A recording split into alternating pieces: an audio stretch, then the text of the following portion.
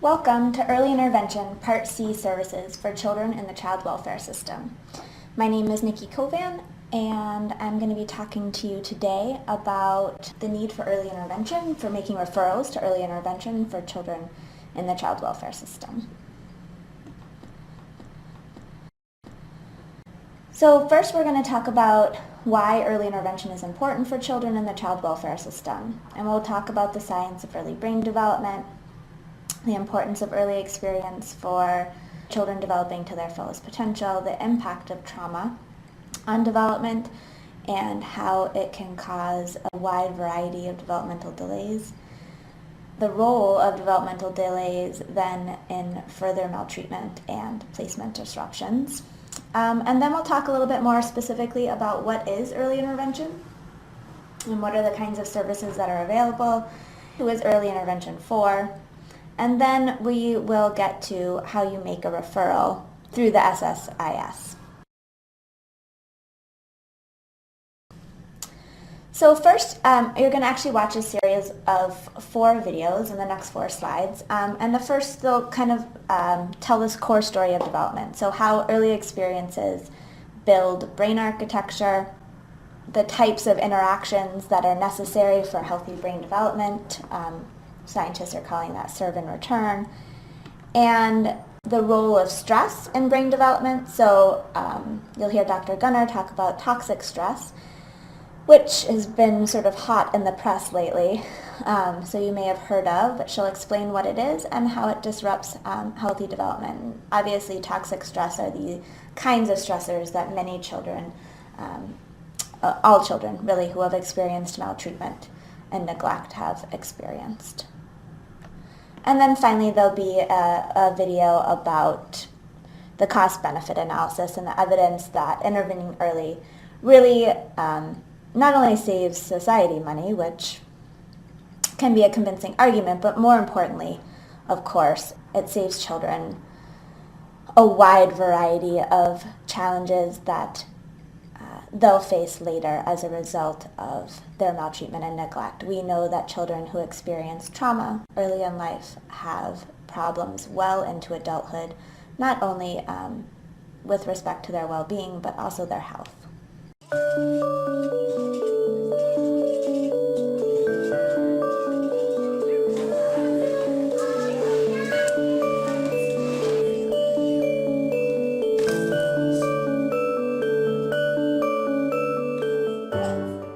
Our brains allow us to perceive and interact with the world around us. This 3-pound mass of tissue contains nearly 40 billion neurons and 100 trillion synapses or connections, sending information to the rest of our body at a rate of nearly 500 messages per second. Science tells us that early brain development affects the course of our later lives. Years of accumulated research on how the brain develops and functions now informs best practices in the nurturing of children. But there remains a disconnect between this science and what is practiced in communities. The gap between knowledge and practice has huge consequences for society. If we look at the cost of health care, the achievement gap, look at crime, the problems that we face in society today, science tells us that we actually know the root of these problems. Many of these problems actually go back to early childhood.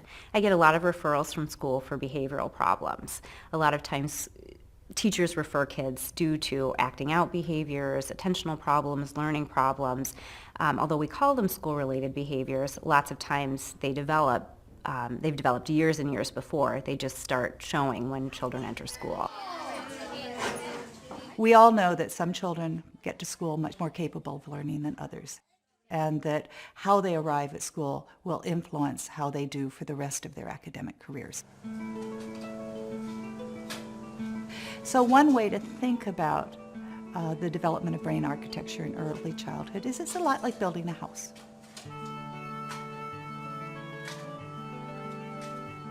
And as when building a house, the developing brain requires a sturdy foundation. A proper brain foundation needs responsive and nurturing adults. Our brains definitely need stimulation to be able to wire the brain up correctly. Left in a crib, a child cannot provide the stimulation its brain needs to form a healthy and solid brain architecture. Responsive parenting is key to a process called pruning. Pruning is how the brain creates the most efficient pathways possible.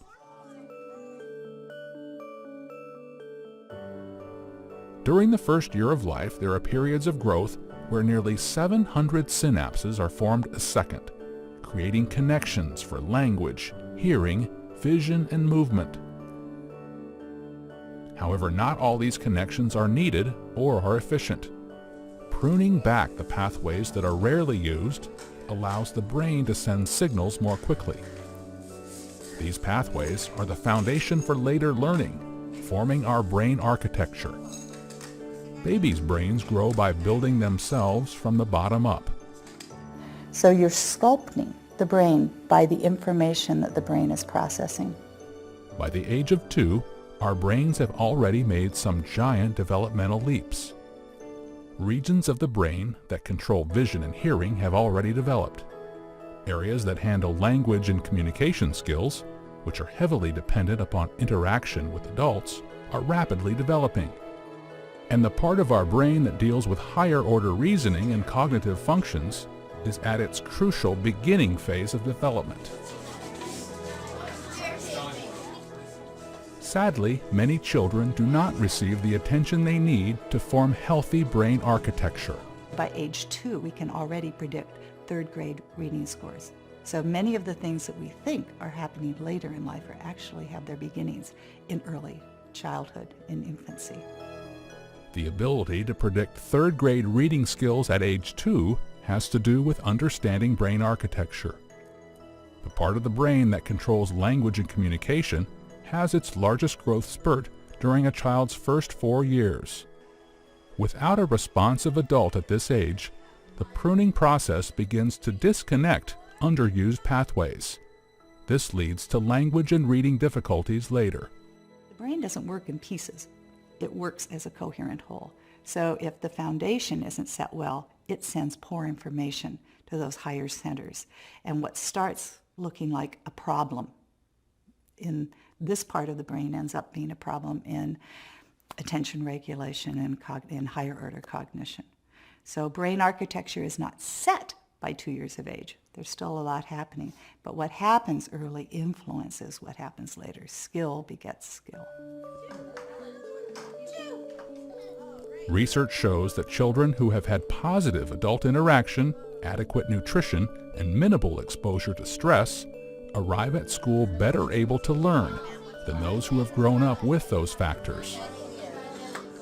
What adults can do to help a child's developing brain reach its full potential will be covered in the video Serve and Return.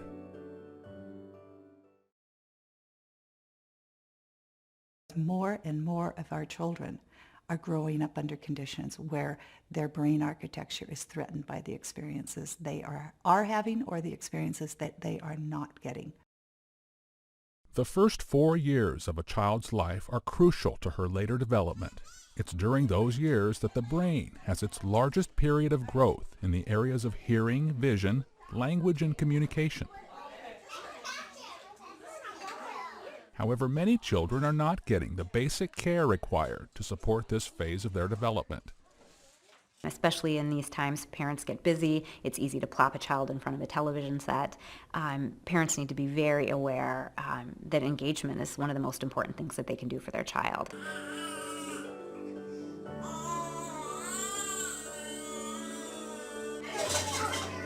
What's missing for many young children is something called Serve and Return.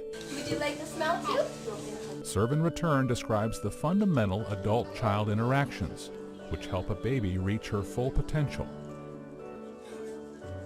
Serve and Return is something as basic as playing peekaboo. Or adults talking to an infant as they go about their daily routine. Babies are actually learning words. They're forming language. The part of their brain that is able to produce language is working long before the first word is heard. It's simple things like getting on the floor and playing with kids, looking into their eyes when you're speaking to them, reading to them, singing to them. What that interaction does is it provides a solid framework for kids. Serve and return doesn't always mean verbal interaction between an adult and child, especially in infancy. It could occur during feeding or bathing. As long as the adult is responsive, the child's brain is getting the stimulation it needs to develop. So the brain will formulate an idea. I'm going to smile. And smiles, and someone responds to that smile, and the very process of organizing that smile now gets confirmed with a positive feedback.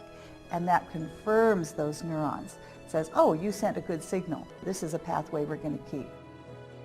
Research shows that a child surrounded by caring and responsive adults will start elementary school with better social skills, better emotional regulation, and a better ability to focus than a child lacking in positive adult attention. While it may not be readily apparent, children in infancy are developing the parts of the brain that are crucial to their later social and academic lives. Moreover, science shows that it's easier and more effective to strengthen these pathways while still developing rather than to try and rebuild them later. So the question is, if you want your child to be a good reader, when do you start putting effort into that? Well, you start at birth with serve and return and communication, because really reading, writing, it's all communication. It's about communicating information.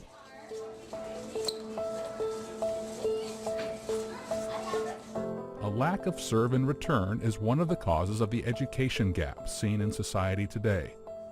The most common form of maltreatment is that babies are neglected and young children experience neglect of their basic needs. The absence of stimulation, the lack of sufficient serve and return, means that I can't confirm much, and more than should gets pared away.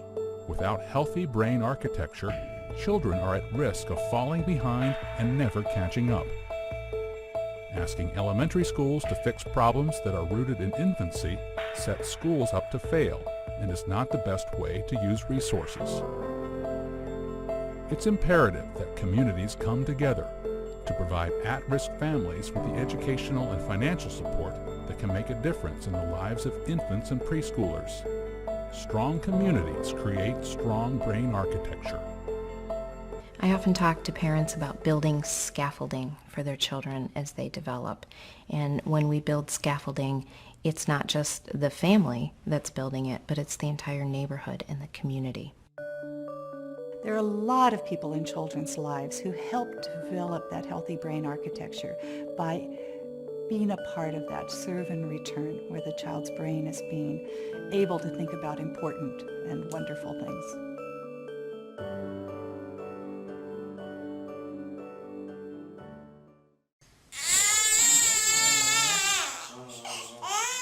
Stress. It's a natural part of life. A baby cries when unhappy, frustrated, hungry, too cold, or too hot. Tears are a cue for adults to provide comfort. But while stress is a natural part of life, too much for too long can have devastating consequences for developing brains.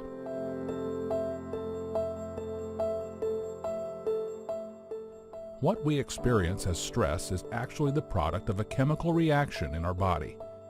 The hormone that we study that is really critically involved in stress is cortisol. We produce it from the outside part of our adrenal glands. It goes into circulation. It's a very powerful steroid hormone.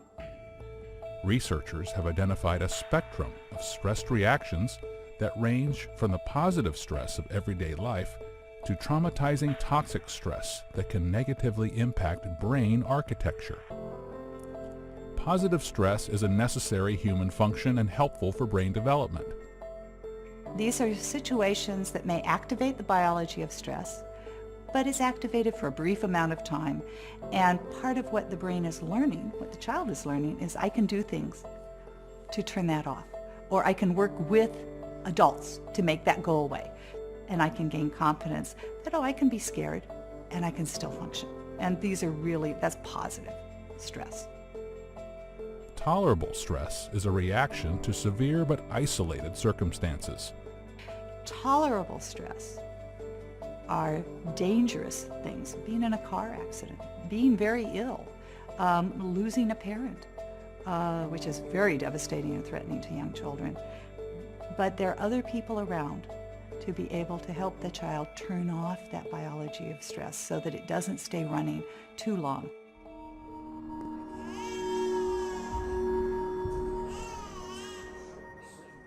Toxic stress is a severe, prolonged release of stress chemicals. You get the activation of stress repeatedly. The biology is activated repeatedly. It's activated for prolonged times. And that's when you begin to see the toxic effects of stress accruing in the brain. Toxic stress is often caused when a child lacks supportive and nurturing adults. The adults around you are not supportive or are actually creating some of that stress so that you have to approach those people that are frightening you on some level. Severe and prolonged stress can actually cause physical damage to the brain. Toxic stress kills brain cells in the hippocampus. It alters the way those cells develop. It literally stops cells from being born and migrating in the hippocampus. The region of the brain known as the hippocampus is essential to memory function. It's the area of your brain that's very involved in you being able to remember facts. We call it declarative, things you can declare. This is true, this is a fact.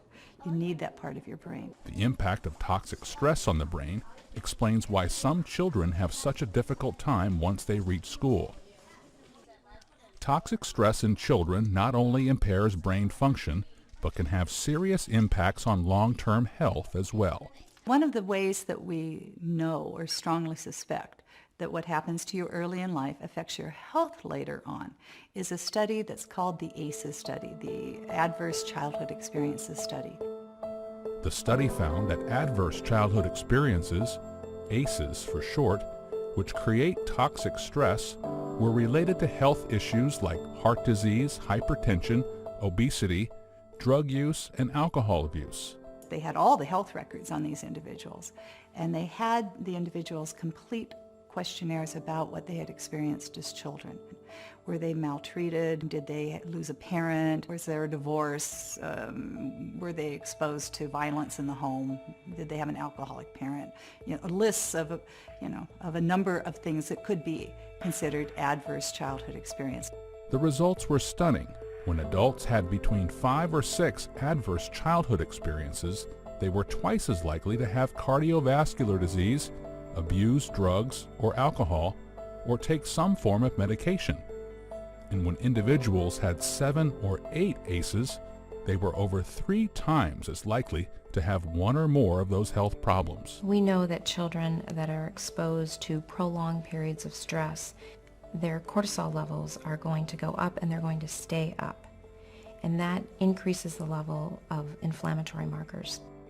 We know that those children then are going to go on and have an increased risk for heart disease, metabolic disease that may lead to stroke, hypertension, early heart disease, diabetes, and obesity. We do too much too late. We spend the bulk of our money and our energy as physicians caring for adults with chronic illness. Hi, Carlos. Nice to see you. If we were to spend more money early on when a child is young so that they can grow up and be healthy, then we could avoid a lot of the chronic illnesses that adults are facing later on. The question is, can we do anything early in life that would shift the odds for children? Do we have any evidence that what we do works? We do. After years of accumulated research, the science on brain development is clear. To create the largest change, all signs point back to the child's earliest years. So we know from the neuroscience literature, from the literature on intervention with early childhood education, that if you provide an at-risk family, a poverty family, with the kind of tools and environment that middle and upper middle class families have, you can have a high return. So the question is, so we know that in the research, we know the brain development starts right at the beginning, and it's critical to provide this environment as early as you can. What sort of real-world policy could make this happen? Not just for a small group of kids, but something you could replicate and bring to scale. Many of these studies have now been subjected to economic analyses. The Nobel Prize-winning economists have come in and looked at what the costs of those programs and then what happens. Economists like Art Rolnick have found that model programs offer a return between $7 to $16 for every $1 invested, depending on the program. And early childhood intervention programs are less expensive and more effective than addressing learning problems later in elementary and high school. The good programs cost a lot because you need well-trained people, good curriculum, and so on. But if you follow the kids up, you are able to look at, well, what did it save us in terms of special education, which is expensive? What did it save us in terms of the kids dropping out of school and making less money and so paying less taxes? What did it cost us in terms of crime and incarceration?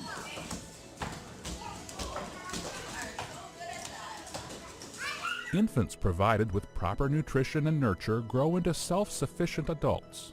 Those adults, in turn, are far more likely to become successful parents who can provide for their families, engage their children in serve and return, and foster an environment free of toxic stress.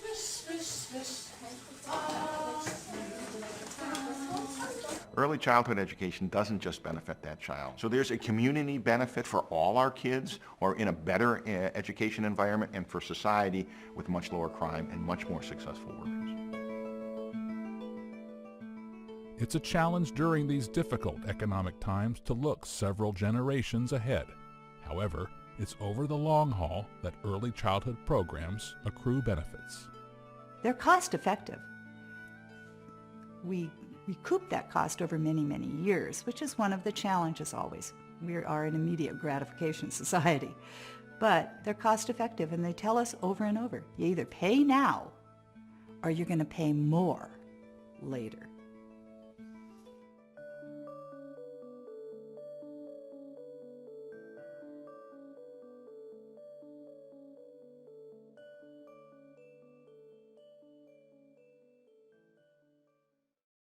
We heard those videos talk about how important early experiences are for development and what can happen when children experience toxic stress and how that disrupts healthy development. But there's also, of course, a huge body of literature on the impact of trauma specifically and what types of outcomes or challenges children face as a result of experiencing maltreatment and neglect.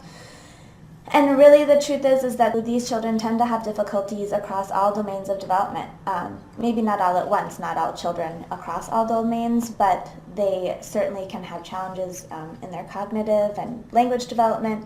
They certainly are likely to have challenges with their social emotional functioning, including, of course, the attachment relationship between the child and the caregiver who may have been the source of the maltreatment. And this relates to their ability to develop relationships well into adulthood. Longitudinal studies have shown that children who have insecure attachments in early childhood often have challenges with their romantic relationships and with their relationships with their own children later on without intervention. And of course, many parents, teachers, foster care parents report higher levels of behavior problems for children who have experienced maltreatment and neglect. In a nationally representative sample, Rosenberg and Smith looked at children who were already in the child welfare system and looked at their assessments, developmental evaluations, and found that half of all infants and toddlers who were involved in the child welfare system had developmental delays that made them eligible for Part C intervention. What's typical in normal population is around 3%. So really, this is a huge number of children relative to typically developing children or children without risk, specific risk involved with maltreatment. And I think it's really important to note that early intervention is not just for children with a formal investigation of maltreatment. In that same nationally representative sample of children involved in the child welfare system, Rosenberg and Smith found that the rates of developmental delay did not differ based on substantiation status. So in other words, children who had eventually substantiated cases of maltreatment were no more likely to have developmental delays than children whose cases did not get substantiated. In this nationally representative sample, there weren't children who had gone sort of the alternative response, the family assessment route that we have in Minnesota, as only a few states have that. So they didn't look at that specifically, but there are a number of studies that have demonstrated that the risk factors which relate to developmental delays, such as poverty, domestic violence, lower levels of language input, all sorts of things that we know are actually similar for children who go the alternative response or family assessment route. They look very similar in terms of those other risks. Even if they're not experiencing the same level of maltreatment, they often have very similar risks to children who go the investigation route in Minnesota. So there's reason to think that these children are also likely to have higher levels of developmental delays than children who have few risks. Here we're going to hear from a foster care parent who was born drug addicted. And they had this infant for a good part of her first year of life and did not receive early intervention services, didn't know that they were eligible for early intervention services. The infant went back to her biological family and then re-entered the foster care system as a young toddler and came back to this family. And at that point, they really pushed for early intervention services and received them. And so you'll get to hear sort of how meaningful that was for this foster care parent. So it's an article from a Child Welfare 360 publication that CASHU puts out, the Center for Advanced Studies in Child Welfare. You can read that and then we will continue.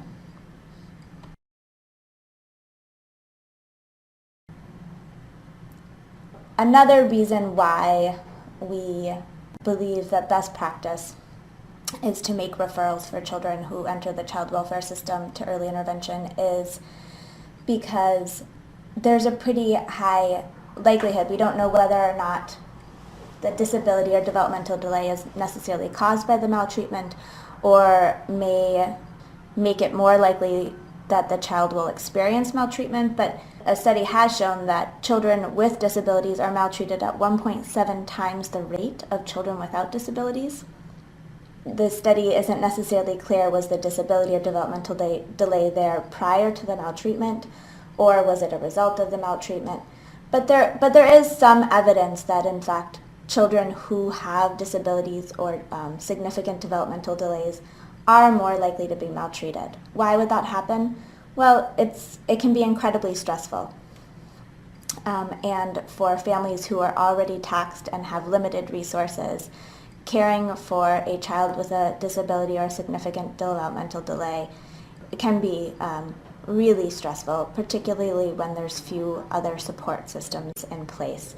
So that's another reason why it's really important to get these children and families into early intervention. Early intervention provides services not just for children, but also for caregivers to support them in the process of caring for the kids. So it's just a sort of building the case, I guess, for why early intervention services really are so important to access.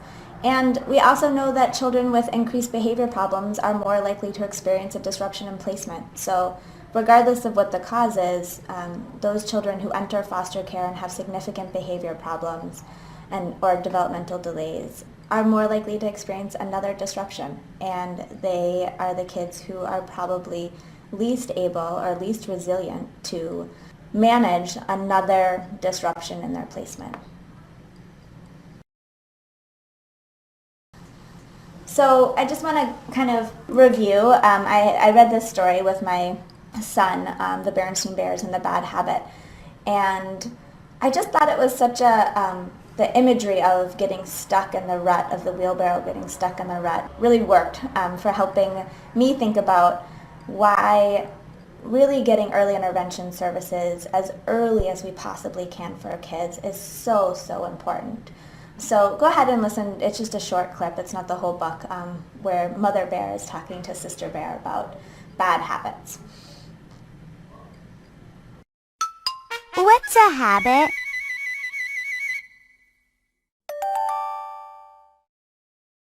That's a good question, said Mama. Come along while I plant these tulip bulbs Grizzly Gran sent over, and we'll talk about it.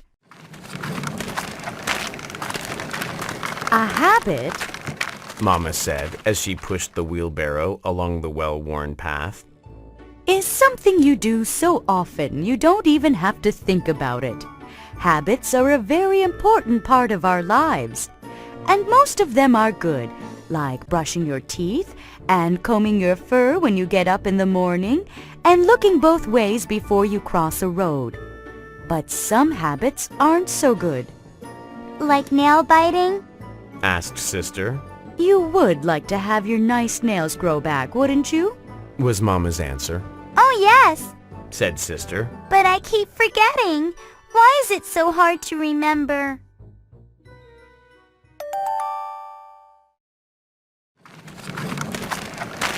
Well, said Mama. it's sort of like this path. I've wheeled this barrow over it so many times that it's worn a deep rut right down the middle, and it keeps getting deeper every time I use it.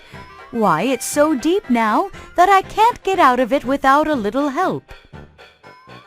That's the way it is with a bad habit. The more you use it, the harder it is to get out of it. Here, this is where I want to plant the bulbs. What about my nail biting habit? asked Sister as she helped Mama out of the deep rut. How am I going to get out of it?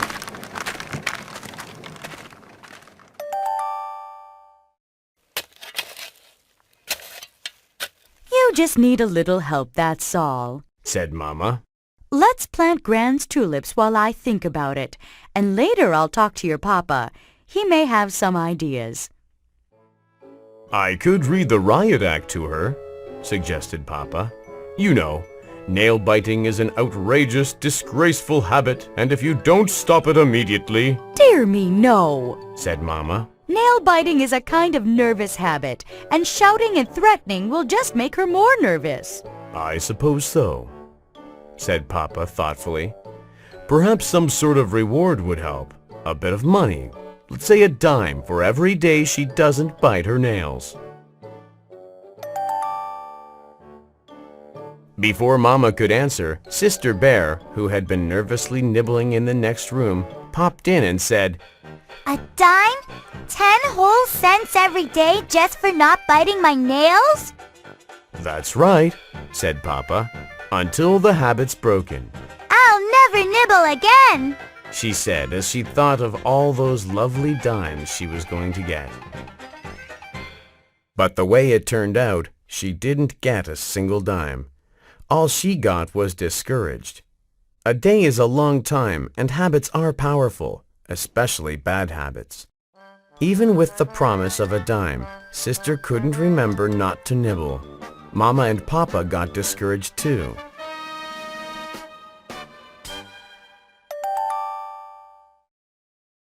Oh well, sighed Mama. Life goes on.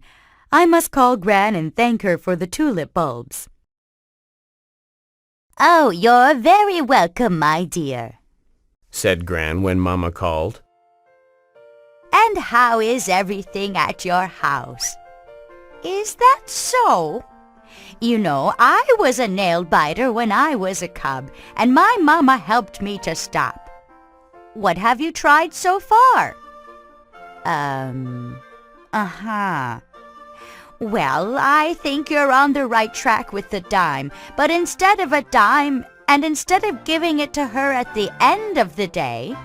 What an interesting idea, said Mama as she listened to wise old Grizzly Gran. So they tried Gran's idea. Instead of a dime at the end of each day, They gave Sister 10 pennies, one for each nail, at the beginning of each day. 10 pennies to keep unless she nibbled. And with those pennies in her pocket, jiggling when she got on the school bus, jingling when she jumped rope in the schoolyard, just waiting to be remembered when some nail decided it needed a nibble, the plan worked. Not perfectly. It's hard to break a habit, and Sister had to give back some of those pennies. But in 10 days, she had 93 pennies.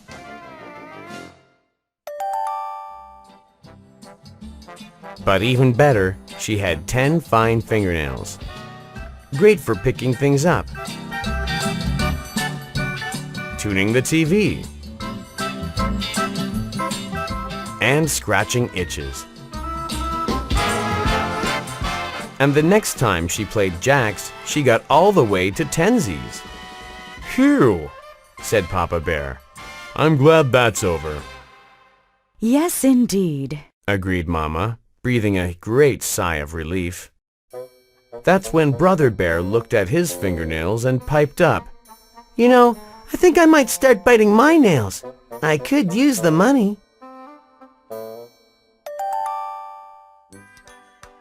"I certainly hope you're joking," roared Papa, "because if you're not—" I'm joking, interrupted Brother.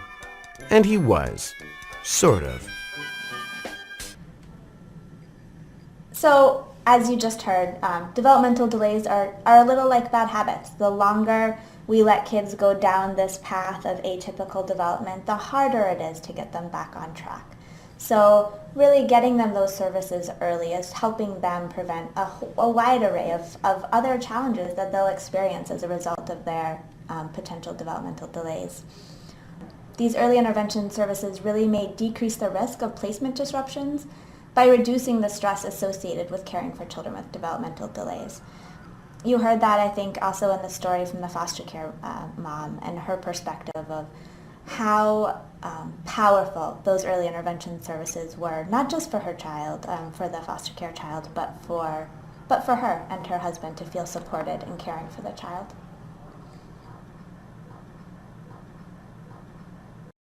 We're also now going to move into talking about early intervention and what is it. Early intervention is a system of services for infants and toddlers with a disability or with a developmental delay, or, and I think this is sort of key, who have other social and economic risk factors that place them at high risk for delays. It's a federally funded program, and the services are designed to help infants and toddlers develop the basic skills that typically develop in the first 3 years in the following areas. So in physical, cognitive, communication, talking, listening, understanding, also, and social emotional development, as well as self-help skills like dressing and eating, feeding oneself.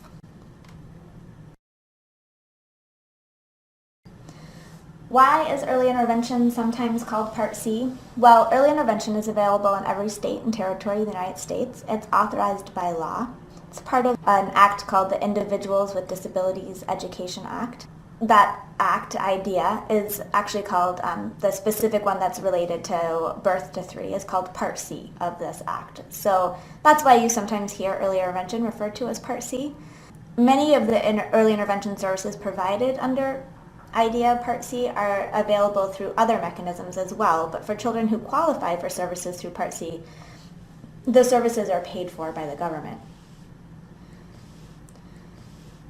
Part C early intervention services are really designed to meet the individual needs of a child and family and can include the following array of services: assistive technology for children who have significant disabilities, audiology services, family training, counseling, and home visits, health services, medical services, nursing services, psychological services. It will cover transportation and other related costs with receiving the services. Usually for infants and toddlers, services are provided in the home or the child care setting, so parents don't have to go anywhere to receive the services. Who's eligible for Part C early intervention? They have to be an infant to toddler, so it's birth to age 3. It does not include children who are 3. There's another service called Part B of the IDEA Act, Individuals with Disability Education Act. Part B is the services that are provided for preschool age kids. So they have to be birth to 3 for Part C and meet one of the following 3 criteria. So either they meet the criteria for one of the 13 special education disability categories, they have a diagnosis already, or the child is experiencing a developmental delay as measured by an appropriate assessment and evaluation in one of the following areas. So cognitive development, physical development, communication development, social or emotional development, and adaptive development. Or the child has a diagnosed physical or mental condition or disorder with a high probability of resulting in a delay, regardless of whether or not the child is currently demonstrating a need or an actual delay. And I think this is sort of the area that may be especially likely for infants and toddlers who have experienced maltreatment. So what does that mean? We're going to talk just a little bit more about that. What does it mean to have a condition or disorder with a high probability of resulting in a delay? Research has demonstrated that certain problems in young children very often lead to developmental delays. So sort of the things we talked about, right? These risk factors that children who have experienced maltreatment we know are likely to have developmental delays. And it's easier to change or move children onto a better developmental path when we give them help earlier rather than later. If you're interested in seeing a complete list of diagnoses or conditions that make children eligible, you can find it on the following website through the state of Minnesota. And I just sort of wanted to emphasize one more time that children don't have to actually have the developmental delay at the time that you're seeing them in order to qualify for services. It's really that there's a condition that has a high probability of resulting in a delay.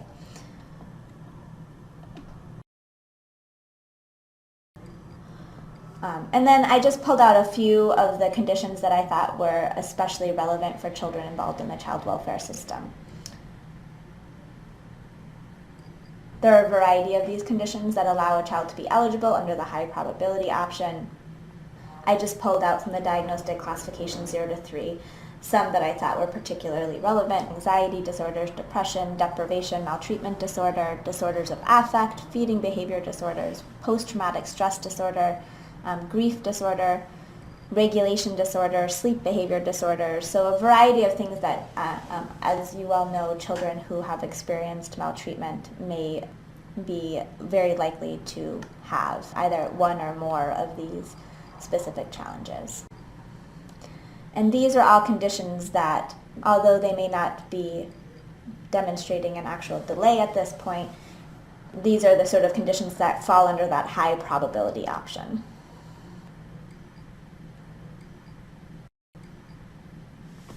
When you're making a referral to Part C early intervention, I just will share with you in just a moment the sort of specific requirements through the SSIS, but I wanted to first just sort of emphasize that it's always appropriate to make a referral to Part C early intervention if you have a concern about a young child's development, even if you think the problem is in the relationship with the caregiver or can be explained by the circumstances of the child's life.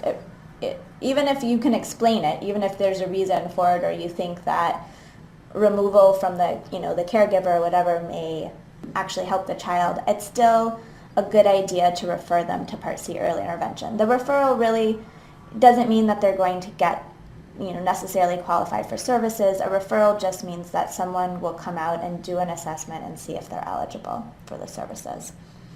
So how to approach the family and talk about the referral, or how you do that, can really impact whether the family is open to receiving an evaluation of their child's development. We talked to a caseworker who has had a lot of cases where she's sort of found the following script to be a really successful strategy. So here's sort of the suggested script that she came up with for talking to families about the early intervention referral, and she just really wanted to emphasize, I think, that families are often suspicious not only of the child welfare system, but actually the school system, and early intervention services are provided through the school system, and that can be a real challenge. So often these families especially when you're working with biological families, have had negative interactions with the education system, don't trust the education system, and so helping them feel as comfortable as you can is just really going to be important to getting their kids the services they need. You can read through the script and take the pieces of it that you think are going to work for you.